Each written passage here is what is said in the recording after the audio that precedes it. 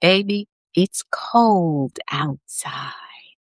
Ooh, we got 22 inches on this side of the earth, and they say it's not over.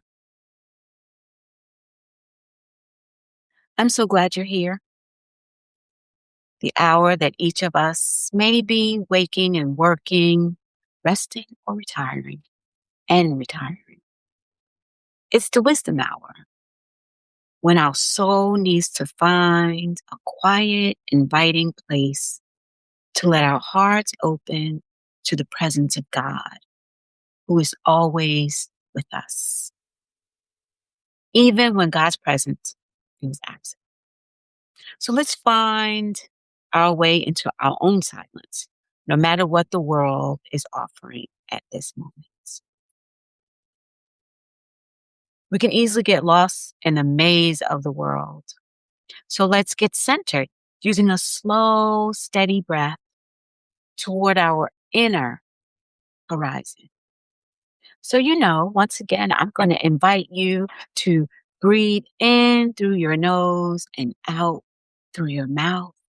But today I'm going to ask you to place your hands by your ribs and inhale through your nose and expand your ribs. Exhale through your mouth and contract. Close the ribs down and in. One more time. In through your nose.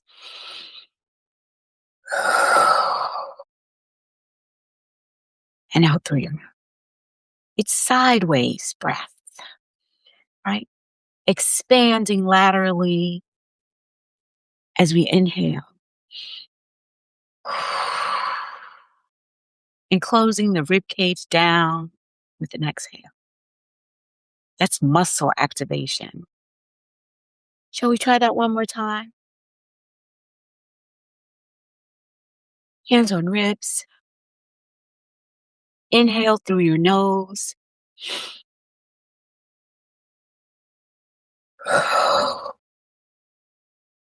Exhale through your mouth. Did you feel it? Did you feel the muscle activation? Today, I'm reflecting on a different type of muscle activation through part one of what I discovered after completing the 33 days of keeping a diary as a spiritual practice. In other words, taking my own medicine. You see, I developed these prompts as a way to activate the heart's muscles. I'm obsessed with the heart. If you've noticed, if you've been following me, I'm obsessed with the heart. It's something that we dare or we refuse to probe, the human heart. And oftentimes when I read about the ancestors' heart, something has happened in their heart, heartbreak, physical, financial, spiritual, romantically. The heart has been broken. So that's probably why I'm obsessed with it. And so these writing prompts that I created, they're to strengthen a writing muscle. They're to improve your skills, to stimulate your creativity. But keeping a diary as a spiritual practice, it strengthens our faith and it serves as a memorial stone and activates our spiritual and our moral imagination. Surely it is a private conversation between you and your God. So I created these prompts because contemplative life writing can be sacred and holy and creative and political. And if you're probing the heart, it's rare and it's scary. And sometimes we need a guide or companion to walk alongside of us when we decide to dig deeper.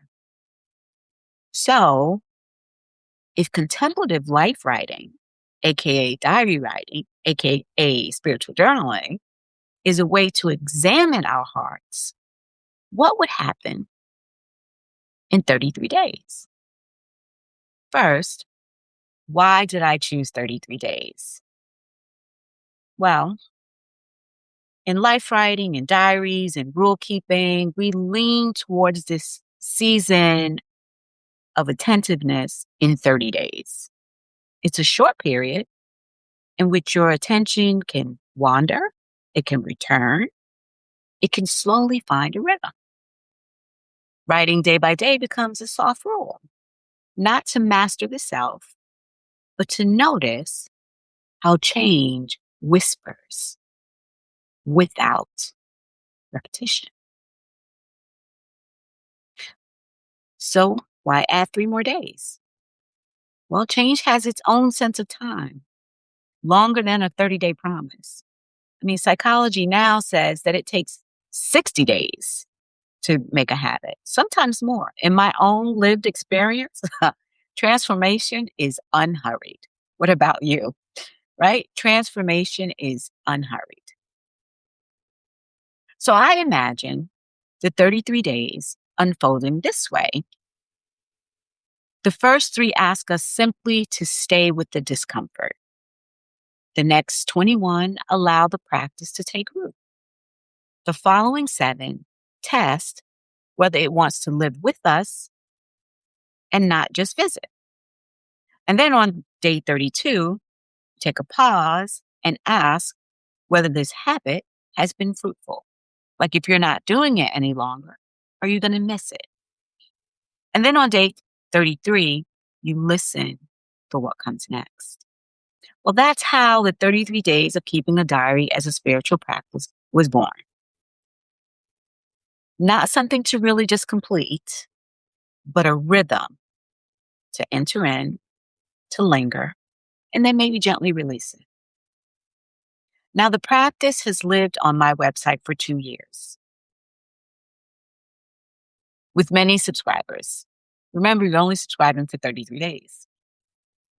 Feedback has been sparse, though telling. One participant admitted they did not finish the 33 days, yet they would return for another offer. Another shared, I was just not prepared to deal with my heart. And yet another confessed, I get tired of writing about my feelings. Well, eventually I decided to take my own medicine. If I created it and I'm offering it to other people, maybe I too should have a dose of this 33 days of practice. Maybe I should linger with my heart and my feelings by entering this practice. Maybe this will help me become more faithful, maybe to show up as one does to prayer, even when prayer feels thin or distracted. I offered it, so I should try it. Because after all, for me, the diary has always been my small altar, a place where I learn how to wait on God, on trust, on the slow unfolding of what cannot be forced. I return not to manage my heart, but to offer it, trusting that whatever meets me in the writing is already held. I love what Henry Nouwen says is we never know what happens, what we hold in our heart until we pick up again. So many people say the exact same thing. So what happened? It took me 42 days. 42 days to complete the 33 days of keeping a diary as a spiritual practice. I started November 7th and I went to December 20th. And when I missed days, I answered 3 prompts at a time just to see if I could catch up. Reminded myself of what Alice Dunbar Nelson says in her diary. It's like, I'm trying to catch up on this diary. It's heavy load. You know, a diarist does that. They feel like they missed something. But here I had already been offered the prompts, but I fell off. And when I started to try to catch up, it was brief and it was painful.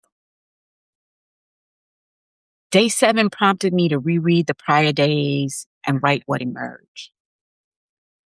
Days 8 and 9, they asked if my heart was restless and what I was wrestling with. I thought I could answer these prompts in one setting because I was alone in my hotel room, wide awake in the early morning hours.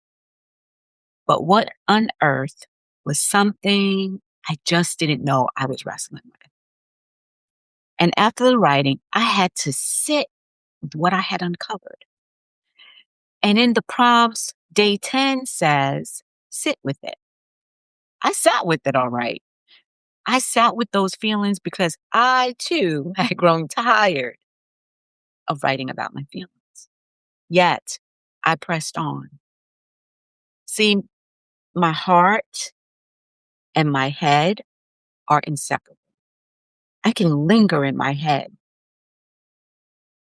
but they're inseparable. The heart seeks a truth and the mind seeks understanding. And our wisdom, it comes when our head and our heart listen to each other. And so it takes a slow process. So when I went back and reread these pages, I noticed a harvested moment, an aha moment. And here's what I wrote. If I am listening with the intention of God, I can be in tune with the deceit in my heart, aware of my secret motives and the untruths that live within my heart. Now imagine rereading that. And the prompt was, is your heart restless? Jeremiah says, the prophet tells us the heart is deceitful. See why I'm obsessed with the heart? Why? But when I wrote it down, there was a memorial stone and I could go back and look. So it took me 10 days to complete the prompts for days 1 through 8 and another 8 days to complete 9 through 11. So in hindsight, I lingered a little longer with what my heart revealed and the thoughts about these feelings. And in the words of Howard Thurman, the concern of the mind is with action. The concern of the heart is with being. And if the two are not aligned, neither can be fulfilled. I'm going to end there. I will return next week with part 2 of Taking My Own Medicine, what I discovered, days 11 through 30. And I will leave you with this question. As you listen back over your own days, where might God be inviting you to linger a little longer with what your heart has revealed before moving on to what comes next? Thank you so much for listening. Thank you so much for joining. It is good to see you, Dr. E, in the virtual sense. So until next week, change has its own sense of time, and transformation is not hurried, is unhurried, keeping these in, amen, keeping those in your heart. You are very welcome. So until next time, remember, your heart matters.